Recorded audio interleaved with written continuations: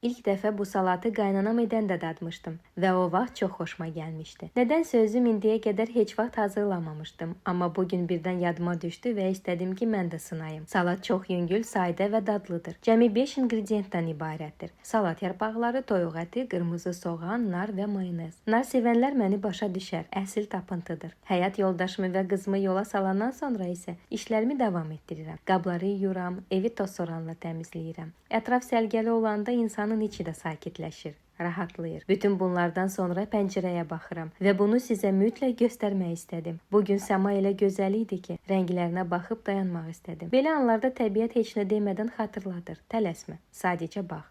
Bu dəfə döşəmələri yuyarkən suya çox az miqdarda paltar yumşaldıcısı əlavə etdim. Ev xoş ətir verir, döşəmə tərəvətli görünür və parlayır. Mən evdə təmizliyi sevirəm. Təkcə görünən sərgə yox, hiss olunan rahatlıq da önəmlidir. Və şam ağacı mövzusuna gəlincə, bəziləri yazıb ki, yəqin tənbəllikdən onu yığışdırmıram. Mən isə sadəcə şam ağacını yox, həm də bu sehirli atmosferlə vidalaşmaq istəmirəm. Pəncərələrdəki rəsmlərlə tamamlanan o möhtəşəm anı çox sevirəm.